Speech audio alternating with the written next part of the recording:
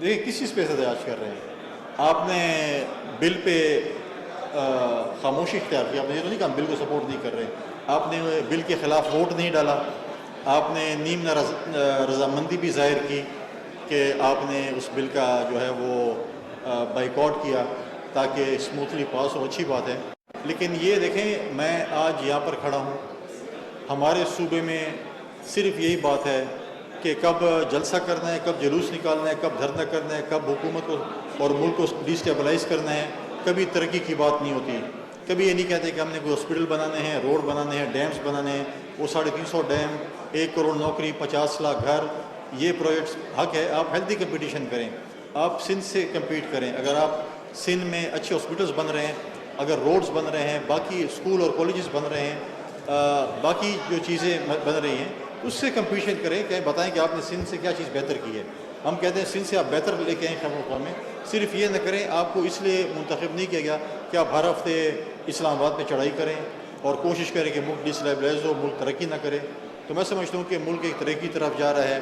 آپ دیکھیں کہ پچھلے دنوں جس طریقے سے ہمارے ملیشیا کے پرائم منسٹر آئے, ایک کامیاب SCO کانفرنس ہوئی پاکستان میں, جس میں 13 ممالک کے جو ہے پرائم منسٹر اور ان کے نمائندگان نے وہاں پر شرکت کی. تو ہم ایک پازیٹیو اور ایک اچھے ڈائریکشن میں جا رہے ہیں. تو اس چیز کو میں نہیں سمجھتا کہ ڈسٹیبلائز کرنا چاہیے. PTI نے ہمیشہ یہ کام کیا ہے. جب ہم پچھلی دفعہ حکومت میں تھے تو ہم نے ان کو ڈائلاگس کے لیے بٹھایا, انہوں نے 9 مئی کیا. جب ہم IMF کے پاس جا رہے تھے تو انہوں نے IMF کو خط لکھنا شروع کر دیے کہ آپ پاکستان کے ساتھ بات چیت نہ کریں.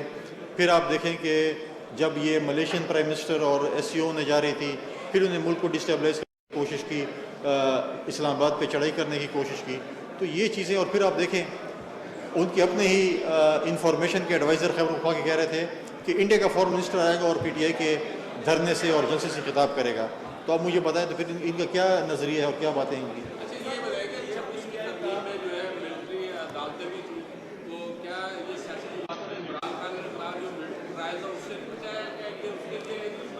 دیکھیں میں تو آپ کو پہلے ہی کہا تھا کہ ڈرافٹ ہے وہ PTI کا اور JOI کا مشترکہ ڈرافٹ تھا جو کہ ہم نے اس کو اڈاپٹ کیا اور لے کے آئے. اب وہ کہتے ہیں کہ ہم نے تو کیا بھی کچھ نہیں. وہ ہمیشہ یہی کام کرتے ہیں, کر بھی رہے تھے کہ ہم نے کیا بھی کچھ نہیں. اور آپ دیکھیں کہ انہی کا ڈرافٹ ان کے اپنے چیئرمین نے کہا کہ یہ ہمارا متفقہ ڈرافٹ ہے اور ہمیں منظور ہے, لہٰذا انہوں نے ڈرافٹ دی اور ہم نے منظور کیا. تو یہ ہمیشہ یہی کام کرتے ہیں اور کبھی بھی یہ نہیں چاہتے کہ ملک ترقی کی طرف جائے, پولیٹیکل میچورٹی ہو, چیزیں ہوں اور اس کو ہم آگے لے کر جائیں. لیکن بڑے افسوسناک ہمارا لاسٹ میں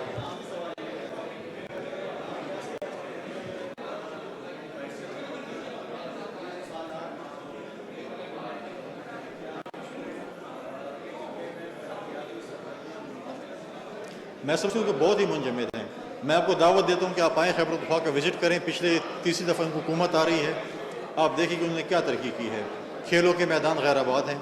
آج یہ ایونٹس جو یہاں پر ایکسپو ہو رہے ہیں, چیزیں ہو رہی ہیں, وہاں پر جب فورنرز آتے ہیں وہ سیف نہیں ہیں. مختلف علاقے ہمارے سیف نہیں ہیں. آپ کے فورنرز وہاں پر نہیں آ سکتے, آپ کے انویسٹرز نہیں آ سکتے. لا اینڈ آرڈر کی سچویشن ہے. ہم نے ایک سافٹ امیج بلڈ اپ کرنا ہے خیبر پختونخوا کا, اور وہ اسی طریقے سے ہو رہی ہے. آپ یہاں پر دیکھیں ایکٹیویٹیز ہو رہی ہیں, یہاں پر ایوارڈ سیریمنی ہو رہی ہے. صبح ایکسپو ایک ہوا منسٹری آف کامرس کی طرف سے.